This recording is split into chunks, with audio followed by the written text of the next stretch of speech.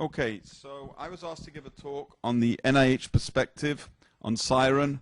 That's a very easy talk to give. There's no such thing.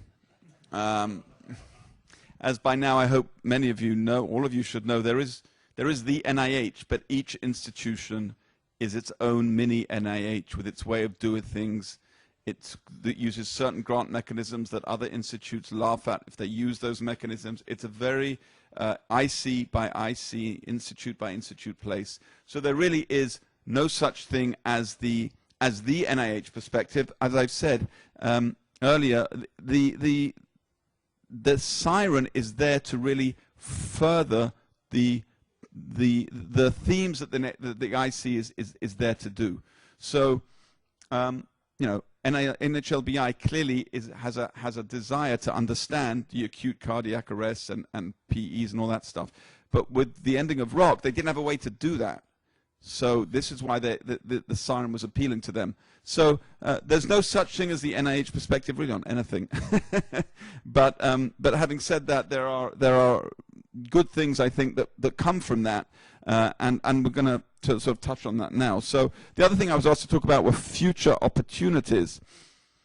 It's no surprise that probably the most substantial future opportunity that will come will be taking part in trying to alleviate the opioid epidemic. There is a great deal of money that has been awarded to NIH over and above its current budget to deal with that opioid epidemic. It's a moving target. Things come down that we're expected to respond to extremely quickly. So at any time, the information that I tell you is probably going to be out of date. In fact, I was just received an email saying, well, if you're going to talk about pain networks and opioid epidemics, please call me because I have something to tell you. Well, I haven't had a chance to return that call yet to my colleague at NINDS, new information. But this is a real opportunity. But you'll say, hang on, wasn't NHLBI and NINDS the funders? What's their stake in the opioid epidemic? And the answer is yes, they were the original funders, and their leadership clearly understood the pressing public health need to address this, and they said, of course, you can use SIREN for opioid research. You know, bearing in mind all the other caveats, and the trial has to fit and so forth. But the idea here might be that you as a PI have an interesting trial with a research question that would be funded from NIDA, the National Institute on Drug Abuse, and you might start your conversation with NIDA, a NIDA PI, talk it through, and if they're interested, you might then pick up the phone to the leadership and run it by them. The focus is clearly on neurological and cardiovascular emergencies. That's front and center, and will remain so for the first several trials, 2, 3, 4 trials at least. But this is coming. Cancer research is a huge area that needs to be addressed. We have a wonderful group called the Concern Network that is out there doing work, but there is no reason, for instance, why NCI could not use this network again. With the caveats that we've said. Mental health is a wonderful opportunity to get some really high quality mental health research, and infectious disease, which for me is sort of the holy grail. I simply don't understand why we have such a small footprint in the NIH infectious disease area. It's very puzzling to me, and I think the emergency department should really be a place where we do this kind of work. So who knows when and if that might happen. But these are some of the areas that we might expand the SIREN so that eventually what I would like to see is not a network that does only this kind of network research and that kind of research, but an emergency care research network that does anything that's in the space of the emergency department that we see all the time. That would be my goal, my vision. It may be several years till we get there, but that's at least what I'm trying to get done. Now, I do want to end with a cautionary tale. This is the tale that about balancing one species at the expense of another, and I'm sure you're quickly going to see where this is going. And this takes taking the case of the Montana's Centennial Valley and the Trumpeter Swan. It's a beautiful place, and the Trumpeter Swan is this beautiful waterfowl. It's the largest waterfowl in North America. They have a 7-foot wingspan. They're ivory white, curvaceous, and elegant. And 80 years ago, they were almost hunted to extinction. They were almost hunted to extinction. There were simply too many people using the same land as the swans needed. There were too many hunters out there.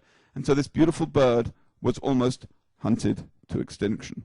So to make things better for the swan, the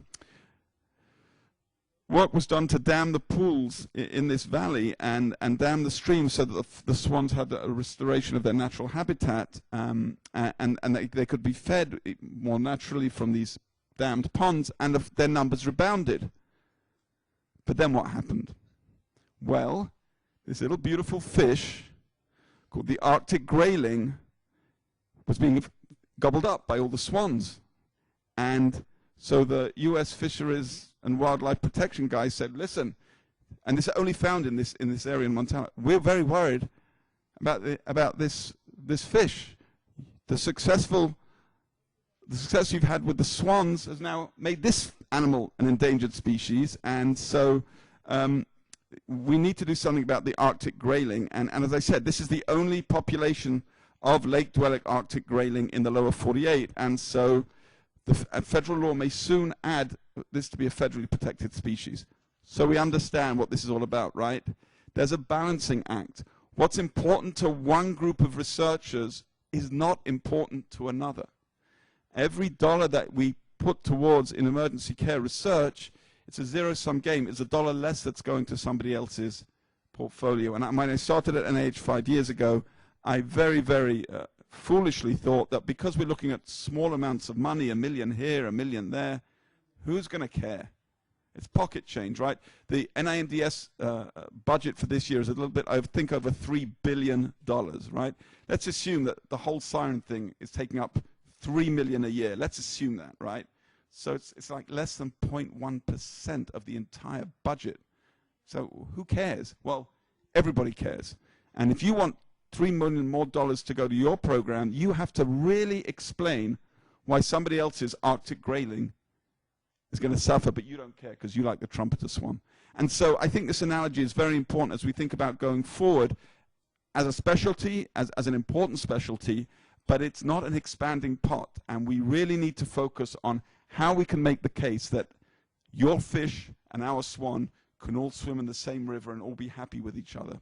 And that's challenging, but that's what we're going to try and do. Thank you.